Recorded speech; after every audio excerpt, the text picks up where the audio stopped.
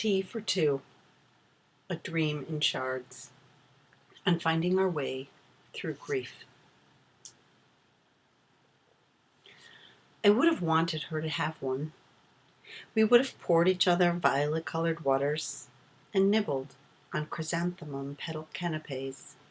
We would, perhaps, have slipped on alabaster gloves, mine sizes larger than hers, and giggling, I would have taught her to lift and curl her pinky, just so, just as my mother had once instructed me.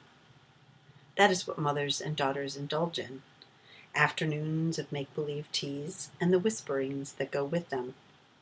That is where secrets are shared and the beginnings of dreams are spun, all pearled by the tinkling of little teacups against little tea saucers and the lifting of the teapot's lid, and of course, the spooning of sugar lumps from the bowl that is their own. And so it was, the dream that shattered into so many pieces, that held the crux of my sorrows. My little girl didn't get to sip her first make-believe tea. My little girl didn't get to be born. She died after only 3.5 months in my womb. And when she was gone from my everyday, I wanted achingly one thing, to make something that would forever be hers and mine alone. To make it with my hands and of the earth, and to make it something that could be steeped like a fine Earl Grey in the rich vapors of imagination. I wanted to make her a tea set in miniature, fitting for so tiny a baby as was my little girl. Yes, I was pulled to the pottery table by my heart and the ache in my palms that could never again hold her close.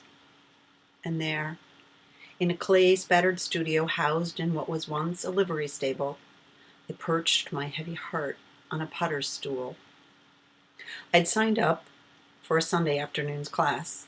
Thank you, Lord, for such serendipity as an ad that captured my heart's desire, a class that promised I could make, in one sitting, a miniature set for tea. And so, the crude lump of gray clay laid before me, I started kneading through the strata of sorrow with my thumbs and my palms. Every once in a while, even that pinky made itself useful, holding firm the base of a thimble-sized cup. As formlessness gave way to a spout and a handle, and a lid that actually fit on its perch, I felt some sort of giving way of grief. There was even whimsy as I furled snakes of clay into handles and tops for my cups, my cookie platter, and my pièce de résistance, the pot. My heart bobbled more when I surveyed the tubs of available paint and picked for my little girl's tea set a brilliant cobalt blue and yellow, the color of lemons.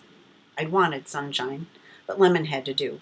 You get what you get when yours is the last class of the weekend. And then it was finished.